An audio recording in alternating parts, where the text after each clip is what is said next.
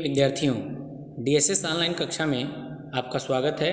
मैं हिम्मती नंदन सिंह, हिंदी अध्यापक।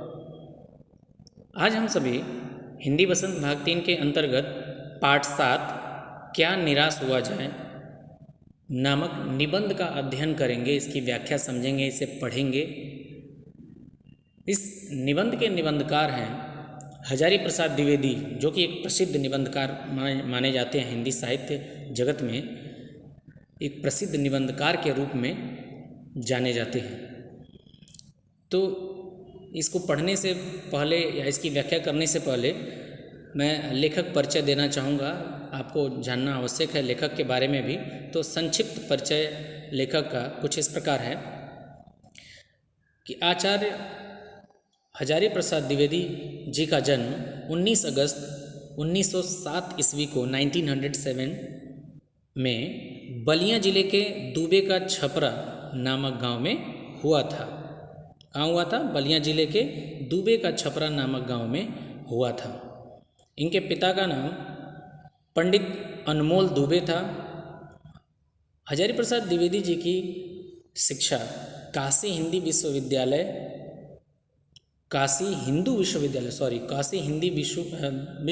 से हुई थी और इन्होंने ज्योतिषाचार्य की उपाधि हासिल की थी। ज्योतिष शास्त्र में इन्होंने डिग्री हासिल की थी। ये एक निबंधकार, आलोचक एवं उपन्यासकार थे और निबंधकार के रूप में इन हिंदी साहित्य जगत में इन्हें विशेष तौर से जाना जाता है, विशेष पहचान मिली। इनकी कुछ प्रमुख रचनाएं हैं, जैसे निबंध संग्रह में इनके निबंध संग्रह में अशोक के फूल, कुटज, विचार प्रवाह, विचार और वितर्क। इसी क्रम में आलोचना साहित्य कुछ इनका है, जैसे कि सुर साहित्य, कबीर, साहित्य का मर्म इत्यादि। तो इस प्रकार ये लेखक का संक्षिप्त जीवन परिचय था। हाँ, एक चीज़ इसमें रह गई है कि इनकी मृत्यु 1979 ईस्वी में यानी 1979 में इनकी मृत्यु हो गई थी। ये स्वर्गवासी हो गए थे। अब आइए प्रारंभ करते हैं इस निबंध को पढ़ना और साथ ही साथ उसकी व्याख्या समझना। पहली लाइन, मेरा मन कभी कभी बैठ जाता है। अब देखिए, इसे शुरू करने से पहले थोड़ा ये जान लीजिए कि जो ये क्या निराश हुआ जाए, जो शीर्षक है यानी जो ये निबंध है, इसमें मुख्य रूप से किन बातों पर प्रकाश डाला है लेखक ने और वो क्या स्पष्ट करना चाहते हैं। तो इसमें लेखक ने यह मुख्य रूप से इसको प्रकाशित करने का कार्य किया है कि उन बिंदुओं को मैं क्रमवार तरीके से आपको बताता जा रहा हूँ। इसमें समाज में यानी इस समाज में अभी भी भ्रष्टाचार, बेईमानी, धोखा, फरेब ये सभी व्याप्त हैं और इसे जीवित रखने वाले लोग भी हैं इस समाज में। हालांकि इनकी संख्या बहुत है और इनकी अपेक्षाकृत बहुत कम संख्या में अभी भी इस समाज में ईमानदार, सहयोग करने वाले, एक दूसरे का निस्वार्थ भाव से साथ देने वाले लोग हैं। हालांकि ऐसे लोगों की संख्या बहुत कम है इस दुनिया में, इस संसार में बहुत कम है। तो इसलिए लेखक इसमें आगे बताते हैं, इसमें निराश होने की कोई बात नहीं है कि अभी भी इस दुनिया में, इस समाज में इस तरह के लोग हैं जिनके अंदर ईमानदारी, दया, स्नेह और सहयोग की भावना व्याप्त है। कुछ एक आध उदाहरण वो अपने जीवन से ही देते हैं कि किस प्रकार जब वो टिकट लेने जाते हैं तो टिकट के पैसे अधिक दे देते हैं, ट्रेन छूटने वाली रहती है और वहाँ से निकल जाते हैं, ट्रेन में बैठ जाते हैं। तो वो जो टिकट काटने वाला है वो आता है और फिर इनके पैसे वापस करता है। तो ईमानदारी के कुछ मिसालें जो है ये अपने इस निबंध में इन्होंने रखा है, उसे उजागर किया है। तो उसी के संबंध में है। तो आइए स्टार्ट करते हैं। मेरा मन कभी कभी बैठ जाता है। समाचार पत्रों में ठगी, डकैती, चोरी, तस्करी और भ्रष्टाचार के समाचार भरे पड़े हैं।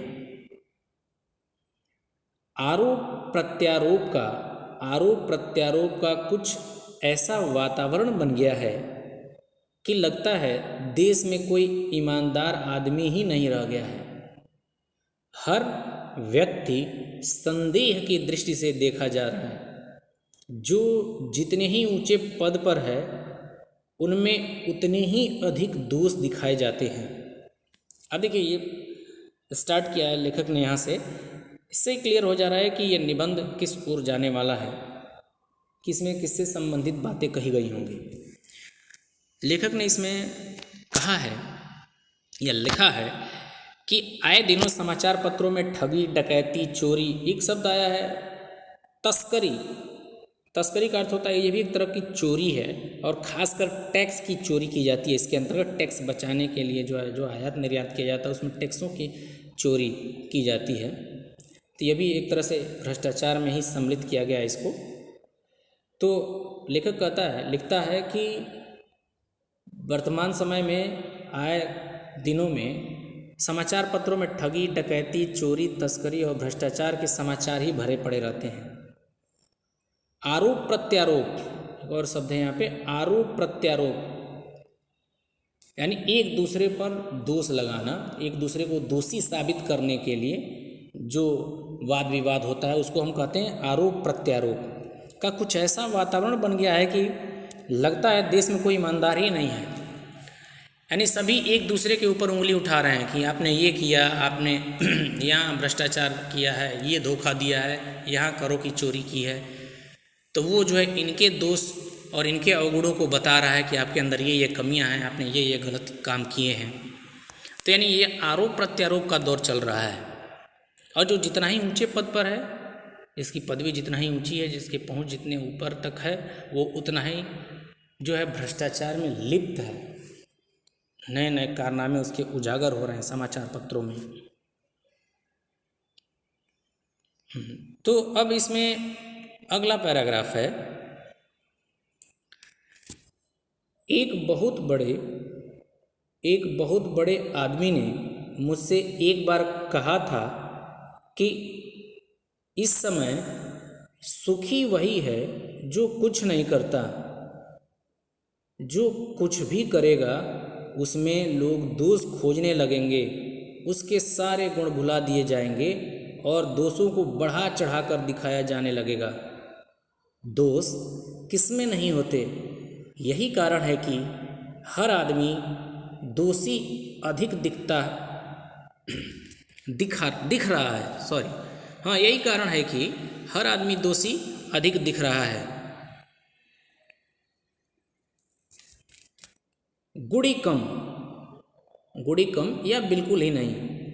स्थिति अगर ऐसी है तो निश्चय ही चिंता का विषय है।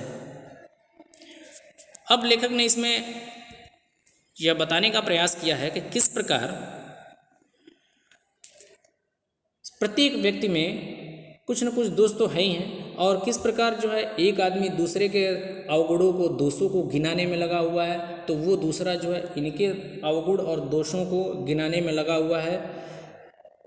तो ये दो ही स्थिति है, या तो आदमी जब किसी कार्य को कर रहा है तो उसके अवगुण या दोषों को गिनाया जा रहा है, तो वंचित इससे कौन है, जो कोई कुछ काम ही ना करे। जो कोई काम नहीं कर रहा है तो वो क्या है, उसके अंदर कोई अवगुण नहीं, कोई दोष नहीं है। अब इस तरह की भावनाएं लोगों के अंदर जो है जागृत हो रही हैं। देखिए यहाँ पर लिखा गया है, दोष किसमें नहीं होते, यही कारण है। दोष किसमें नहीं होते, यही कारण है कि हर आदमी दोषी अधिक दिख रहा है। गुड़ी कम या बिल्कुल ही नहीं। स्थिति अगर ऐसी है तो निश्चय ही चिंता का विषय है। यानी प्रत्येक आदमी, समाज, हमारा माहौल ऐसा बन चुका है कि हर आदमी अपने अगल बगल, समाज, पड़ोसी, सब में अवगुण ही देख रहा है, दोष को ही उजागर कर रहा है कि इसके अंदर ये दोष है, ये कमी है, ये अवगुण है। ठीक है, तो इसमें कोई उस तरह से कठिन शब्द नहीं आया है।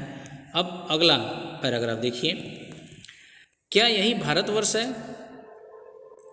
क्या यही भारतवर्ष है जिसका सपना तिलक और गांधी ने देखा था, रविंद्रनाथ ठाकुर और मदन मोहन मालवीय का महान संस्कृति सभ्य भारतवर्ष किस अतीत के गह्वर में डूब गया।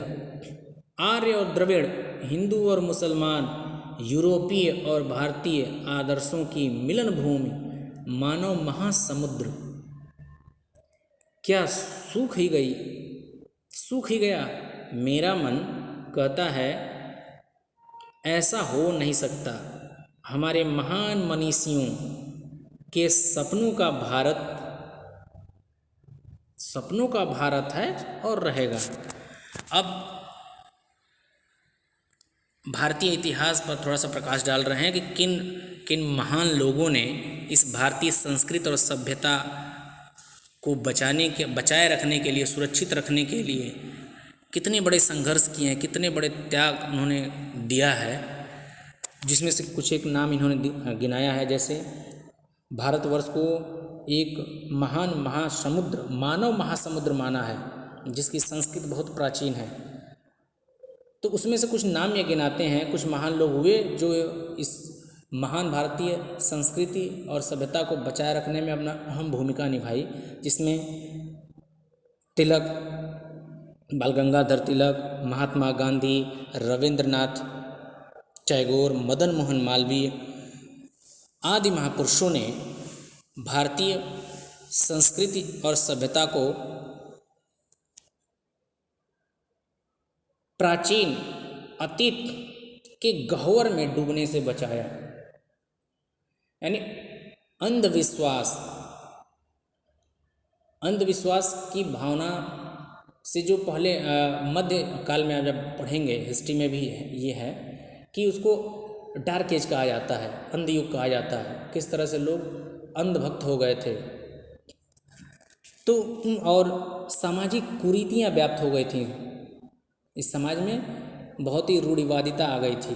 तो उसको मिटाने के लिए ये महापुरुष तिलक, गांधी जी, मदन मोहन मालवीय जी, रविन्द्रनाथ टैगोर ने अथक प्रयास किया और भारतीय संस्कृत सभ्यता को अतीत के गह्वर में डूबने से बचाया। गह्वर, एक शब्द आया गह्वर, यानी गड्ढा। गह्वर का अर्थ होता है बृहद गड्ढा। आर्य और द्रविड़, हिंदू और मुसलमान, यानी यहाँ लेखक ये बताने का प्रयास कर रहा है कि किस प्रकार हमारे देश में, भारतवर्ष में आर्य, द्रविड़, हिंदू, मुसलमान, यूरोपीय, पुर्तगाली, डच, ये सभी जो है आए, लेकिन भारतीय संस्कृति और सभ्यता को समूल जड़ यानी जड़ से मिटा नहीं पाए। ये इसी में विलीन हो गए, इसी में मिल गए, किसी न किसी तरह से प्रत्यक्ष या अप्रत्यक्ष रूप से इसमें मिल गए। और इस प्रकार जो है भारतीय संस्कृति और सभ्यता मिटने से बच गई। इसने भारतीय संस्कृति और सभ्यता की विशेषताएं हैं कि इसने सबको स्वीकार किया है, सबको ग्रहण किया है, सबको स्वीकारा है। उसके बाद भी ये अपने अस्तित्व को बचाए रखने में सफल रही है।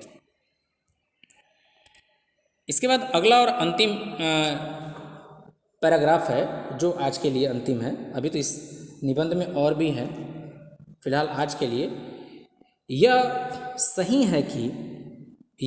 है कि इन दिनों कुछ ऐसा माहौल बना है कि ईमानदारी से मेहनत करके जीविका चलाने वाले निरीह और भोले भाले श्रमजीवी पिस रहे हैं और झूठ तथा फरेब का रोजगार करने वाले फल फूल रहे हैं। ईमानदारी को मूर्खता का पर्याय समझा जाने लगा है। देखिए, बहुत बड़ी बात है यहाँ पे, ईमानदारी को मूर्खता का पर्याय समझा जाने लगा है। सच्चाई केवल भीरू और बेबस लोगों के हिस्से में पड़ी है। ऐसी स्थिति में जीवन के महान मूल्यों के बारे में लोगों की आस्था ही हिलने लगी है।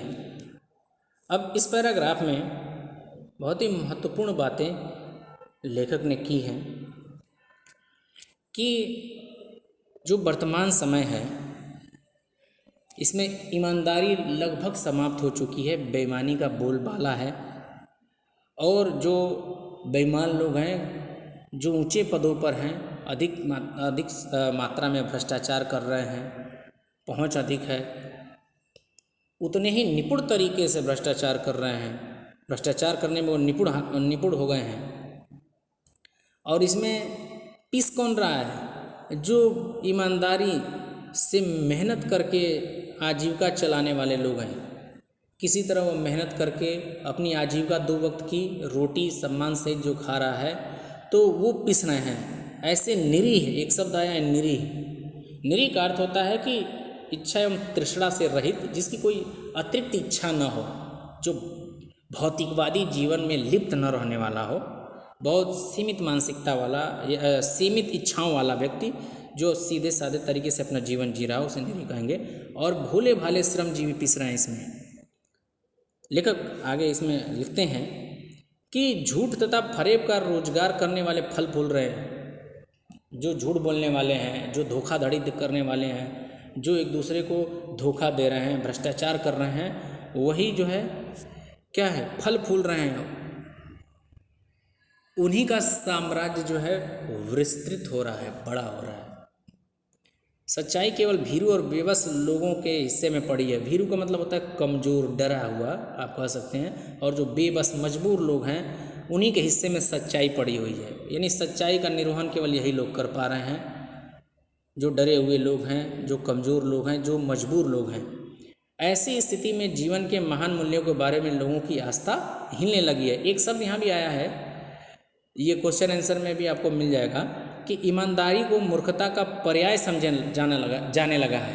यानी आजकल, पर्याय का मतलब आप समझते ही हैं, यानी समान, पर्यायवाची शब्द आप जानते ही हैं। जैसे सूर्य का पर्यायवाची भानु, भास्कर, दिनकर, दिवाकर, यानी एक समान, उसके समान। तो ईमानदारी को मूर्खता का पर्याय, यानी अब ईमानदारी, जो ईमानदार व्यक्ति है, लोग उसे मूर्ख समझ रहे हैं, भोला भाला सीधा साधा समझ रहे हैं और कह रहे हैं कि ये तो मूर्ख है। इसके अंदर जो है अब कूटनीति, राजनीति, भ्रष्टाचार, चालाकी, स्वार्थीपन, ये चीज़ें जिस व्यक्ति के अंदर है, लोग उसे कह रहे हैं कि बहुत चालाक है, ये तो बहुत चालाक है। तो अब ईमानदार व्यक्ति को मूर्ख समझा जाने लगा है। ऐसी स्थिति आ गई है, ऐसा माहौल बन चुका है, इस तरह का समाज हो चुका है कि ईमानदार लोगों को का कोई अब अस्तित्व उस तरह से नहीं रह गया, कोई महत्व देने वाला नहीं रह गया। उसे लोग मूर्ख समझ रहे हैं, सीधा साधा भोला भाला समझ रहे हैं। तो ये आज के लिए बस इतना ही, एक पेज था ये पूरा, और इसी तरह क्रमबद्ध तरीके से हम लोग जो है इसे एक एक पेज करके पढ़ते जाएंगे, इसकी व्याख्या समझते जाएंगे। तो मुझे आशा है और उम्मीद भी है कि आपको समझ में आया होगा। यदि इसके बाद भी कोई शब्द ऐसे होंगे जो आपको कठिन लग रहे होंगे, यद्यपि मैंने कठिन शब्दों का निवारण किया है, लेकिन इसके बाद भी अगर पढ़ते समय या वीडियो देखते समय, सुनते समय यदि कोई शब्द ऐसा आता है जो आपको नहीं समझ में आता है, उसका अर्थ, उसकी मीनिंग नहीं मालूम है, तो आप निसंकोच फ़ोन करके या व्हाट्सएप करके आप उसका निराकरण कर सकते हैं, उसका समाधान ले सकते हैं। आज के लिए इतना ही, धन्यवाद।